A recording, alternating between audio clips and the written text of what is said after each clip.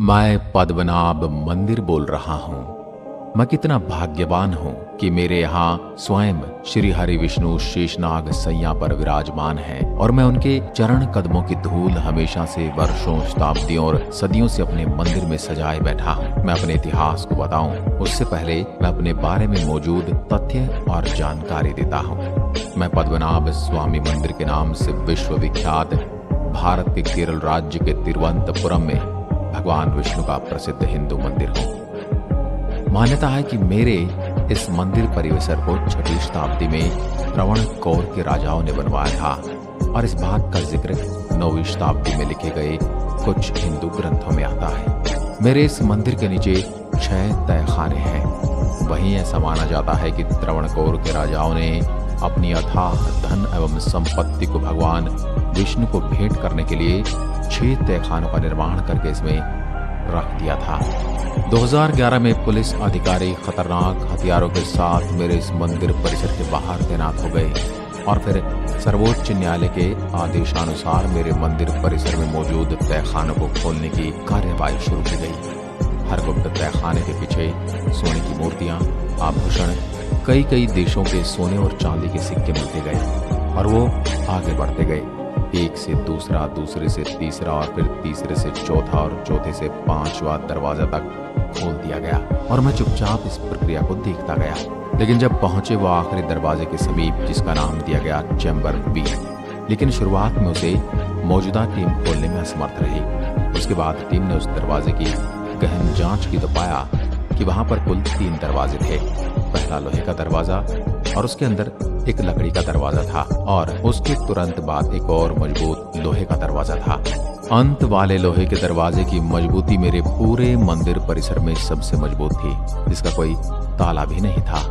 और इस दरवाजे को खोलने का रहस्य बड़ा ही गुप्त जगह मेरे ही मंदिर परिसर में छिपा हुआ है।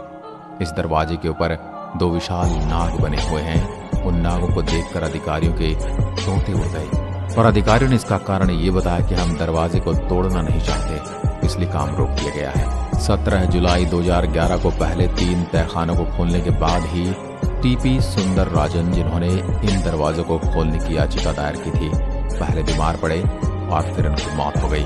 अगले ही महीने से मंदिर के भक्त और मंदिर कमेटी और त्रावणकोर के राज शासक परिवार से ये कहा जाने लगा, अगर इस नाग बने हुए दरवाजे को तोड़ा गया तो बहुत बड़ा अनर्थ हो जाएगा।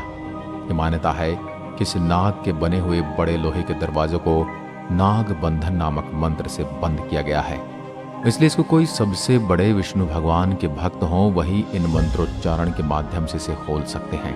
कहा जाता है कि इस मंत्र का नाम अष्टनाग बंधन है। केरल हाई कोर्ट के 2 पूर्व जजों को मिलाकर एक कमेटी बनाई गई और पूरे 3 वर्षों तक मेरे मंदिर परिसर से निकले खजाने की गिनती की गई। पूरे शेष भारत को पार करते हुए केरल पहुंचोगे तभी मेरे दर्शन कर पाओगे। दिल्ली से मेरी दूरी लगभग 3000 किलोमीटर है। मैं श्री पद्मनाभ स्वामी मंदिर केरल की राजधानी तिरुवनंतपुरम में स्थित हूँ। वैसे तो मौजूदा इस भव्य मंदिर को 18वीं सदी में महाराजा मार्तंड वर्मा ने रेनोवेट करवाया था, परंतु मेरे इस मंदिर परिसर की हिस्ट्री बहुत पुरानी है।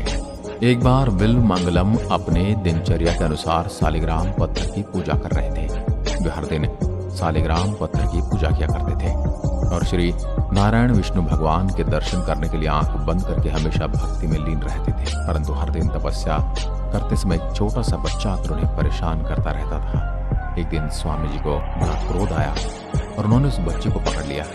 फिर उस बच्चे ने बताया कि जिनके दर्शन करने की अभिलाषा से आप वर्षों से तपस्या कर रहे हो, मैं वही हूँ और मेरा विराट रूप देखने के इच्छुक हो तो आनंद कुंड नामक जंगल के बीचों बीच आ जाए। ये कहते हैं, ये कहने के बाद वो बच्चा गायब हो गया।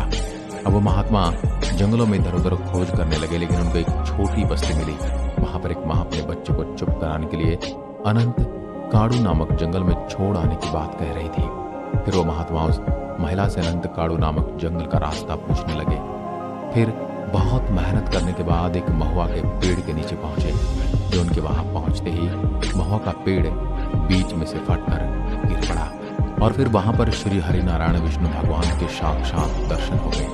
ये रूप इतना विशाल था कि लगभग 1000 किलोमीटर तक सिर्फ और सिर्फ श्री हरि विष्णु की छवि दिखाई पड़ी। फिर महात्मा ने भगवान से प्रार्थना की कि छोटे रूप में प्रकट होने के लिए, ताकि उनका स्मरण पूजा किया जा सके, तो भगवान उनकी सुन लेते हैं। जब ये बात उस समय के त्रवणकोर महाराज को पता लगी तो उन्होंने वहां पर एक मंदिर बनाने का आदेश दे दिया।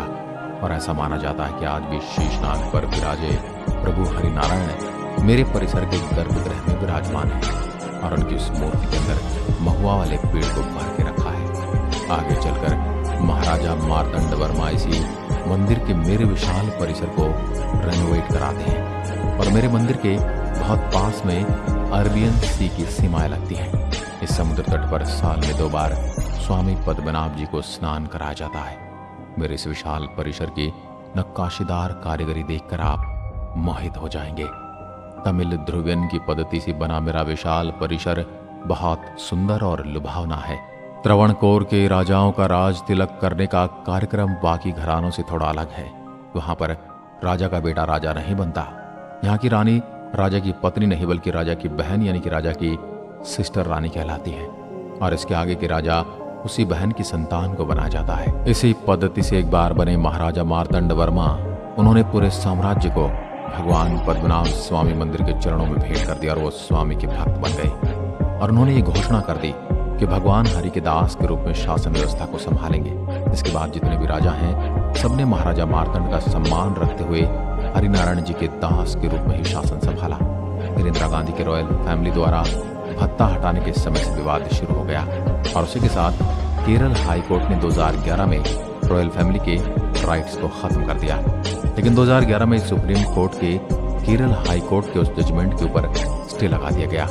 2020 के सुप्रीम कोर्ट के आदेशानुसार सारे रीति रिवाज मौजूदा शासक परिवार देखेगी और मेरे विशाल परिसर के मंदिर संचालन की जिम्मेदारी जिला कलेक्टर एक विशेष कमेटी के साथ मिलकर करते हैं। मेरे इस विशाल समृद्ध मंदिर से जुड़े हुए कुछ विशेष कार्यक्रमों का आयोजन होता है जिनका नाम पेनकुनी अरट्टू फेस्टिवल ये मार्च और अप्रैल के बीच में मनाया जाता है।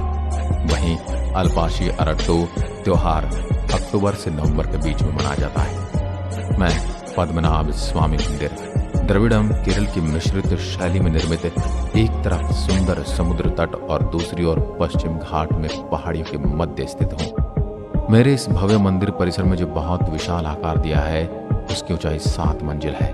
वो मेरे गोपुरम को बहुत ही सुंदर कलाकृतियों से सजाया गया है जो मेरी सुंदरता को और आगे की ओर बढ़ाता है। मेरे विशाल परिसर के बीचों बीच गर्भगृह में भगवान विष्णु की एक बड़ी मूर्ति विराजमान है। इस मूर्ति में भगवान विष्णु अपने सवारे शेषनाग पर शयन मुद्रा में विराजमान है जिसे देखने के लिए रोजाना हजारों भक्त दूर दूर से आते हैं। मेरे पूरे मंदिर के गलियारे में अनेक खंभे भी बने हुए हैं जिनके ऊपर अद्भुत नक्काशी की गई है जो मेरी भव्यता में 4 चांद लगा देते हैं। मेरे परिसर के पास एक पवित्र पद्म तीर्थ कुलम नामक एक सरोवर भी है। मंदिर में पुरुष केवल धोती और महिलाएं साड़ी पहनकर ही प्रवेश कर सकती हैं। कई शताब्दियों पुराने मेरे इस मंदिर परिसर में सिर्फ सनातनी ही प्रवेश कर सकते हैं। मेरी चर्चा आपने बहुत सुनी होगी लेकिन हमेशा अपने गुप्त तहखानों में मौजूद धन और सोने चांदी को ही चर्चाओं में लिया होगा। लेकिन मैं स्वयं श्री हरि विष्णु सृष्टि के पालनकर्ता को अपने गर्भगृह में विराजमान करके बैठा और मैं आप सभी को मेरे प्रभु के दर्शन के लिए आमंत्रित करता हूं। मैं पद्मनाभ मंदिर बोल रहा हूं। आज की वीडियो में बस इतना ही। अगर वीडियो पसंद आए हो तो लाइक कीजिए और ऐसी ही वीडियो देखने के लिए हमारे चैनल को सब्सक्राइब जरूर करें। धन्यवाद।